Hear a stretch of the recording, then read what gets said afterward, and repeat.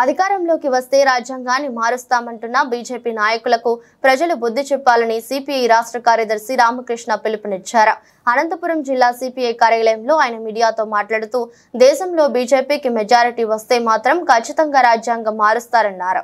రాష్ట్రంలో ఉన్న TDP, Janasena, YCP పార్టీలు రాజ్యాంగం మార్పు విషయంపై వారి వైఖరిని ఓటర్లకు చెప్పాలని డిమాండ్ చేశారు. అధికారంలోకి వస్తే ముస్లింలకు 4% రిజర్వేషన్లు ఇచ్చే ప్రసక్తే లేదని ప్రధాని మోదీ చెప్పాడన్నారు. చంద్రబాబు మాత్రం రాష్ట్రంలో మేము అధికారంలోకి వస్తే ముస్లింలకు 4% రిజర్వేషన్లు ఇస్తామని చెబుతున్నాడని దీనిని ఎలా నమ్మాలన్నారు. బీసీ కులగణన చేయడానికి బీజేపీ వ్యతిరేకమని రామకృష్ణ ఆగ్రహం వ్యక్తం చేశారు.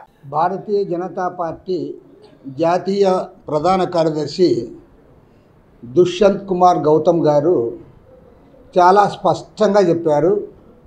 అదేమంటే మేము అధికారంలోకి వస్తే రాజ్యాంగంలో చేర్చిన సెక్యులరిజం అనే పదాన్ని మేము తొలగిస్తామని చెప్పి చాలా క్లియర్గా ఆయన ఇవాళ చెప్పడం జరిగింది. గతంలో కూడా బీజేపీ ఎంపీ అనంత్ కుమార్ హెగ్డే గారు అప్పుడు కూడా ఆయన కూడా చెప్పాడు. ఈయన చెప్పిందేమంటే రాజ్యాంగ పీఠిక పూర్వ రూపాన్ని పునరుద్ధరిస్తాం, లౌకిక పదాన్ని చేర్చి అంబేద్కర్ ఆత్మను కాంగ్రెస్ గాయపరిచింది కాబట్టి ఏమంటే మేము ఈ సెక్యులరిజం అనే పదం ఏదైతే ఇందులో ఉందో రాజ్యాంగంలో చేర్చారో దాన్ని తొలగిస్తామని చాలా స్పష్టంగా భారతీయ జనతా పార్టీ జాతీయ ప్రధాన కార్యదర్శి దుష్యంత్ కుమార్ గౌతమ్ గారు ఇవాళ చెప్పడం జరిగింది. మరి గతంలో కూడా వాళ్ళ 6 సార్లు ఎంపీగా ఉన్నటువంటి అనంత్ కుమార్ హెగ్డే గారు కూడా చెప్పారు, మాకు పూర్తి మెజార్టీ ఇవ్వండి, మేము ఈ రాజ్యాంగాన్ని మారుస్తాం. ఆయన కరాఖండిగా చెప్తే ఎప్పుడైతే ప్రజల్లో వ్యతిరేకత వచ్చిందో బీజేపీ నాయకులు ఏమన్నారు, అది ఆయన వ్యక్తిగత అభిప్రాయము, అది మాకు సంబంధం లేదు, అది మా పార్టీ విధానం కాదన్నారు. మరి ఇప్పుడేమంటారు మీరు? రేపు మళ్ళీ వాళ్ళకి మెజారిటీ వస్తే మాత్రము గ్యారంటీగా ఈ రాజ్యాంగాన్ని మారుస్తారు, అదే అజెండాగా ముందుకు పోతూ ఉన్నారు. కాబట్టి నేను ఓటర్లకు ఒకటే కోరుతా ఉన్నా, ఇవాళ ఇండియా కూటమికి ఎన్డీఏ కూటమికి ఇవాళ ఎలక్షన్ జరుగుతూ ఉంది.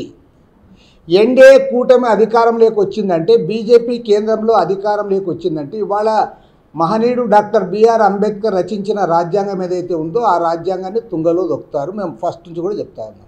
మన మోడీ గారు చెప్పారు, నేనుండగా ముస్లింలకు 4% రిజర్వేషన్ ఆమోదించేదే లేదు అన్నాడు.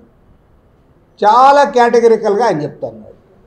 మరుసటి రోజు చంద్రబాబు నాయుడు ముస్లింలతో మీటింగ్ పెట్టి నేను 4% రిజర్వేషన్ ఇస్తానంట. ఇదే చంద్రబాబు నాయుడు ఎన్డీఏలో చేరి ఇంత సూపర్ హిట్ అని చెప్పి మళ్ళీ అక్కడ పొగుడుతాడు. నువ్వు ఏదో ఒకటి చెప్పు నమ్ముతారు. మైనార్టీలకు ఏవైతే రిజర్వేషన్లు ఉన్నాయో ఈ రిజర్వేషన్లన్నీ కూడా రద్దు చేయాలని చెప్తా ఉన్నారు. రెండోది కులగణన, బీసీల కులగణన చేయడానికి కూడా వారు వ్యతిరేకం. ఇప్పుడు మీరేమి వాలంటీర్లు వద్దంటారు, ప్రత్యామ్నాయ ఏర్పాట్లు చేయించకపోతుంది. ఇప్పుడు ఏమైపోయింది, పాపం వాలంటీర్లు ఇచ్చింటే వాళ్ళు గుట్టుగా పోయి పొద్దున్నే ఇచ్చేసిండ్రు. లేదా ఈ సచివాలయ సిబ్బందికి బాధ్యత మీరు స్పష్టంగా చెప్పింటే సచివాలయ సిబ్బంది పోయి ఇచ్చిండ్రు. ఒకవేళ పొరపాటు జరిగితే వాళ్ళపైన యాక్షన్ తీసుకునేందుము. ఇప్పుడు అది లేకుండా ఇది లేకుండా మొత్తం రాష్ట్రంలో డబ్బు చుట్టూ తిప్పే రాజకీయంకి మీరు తల ఒగ్గుతూ ఉన్నారు. దీన్ని పూర్తిగా ఖండిస్తూ ఉన్నారు.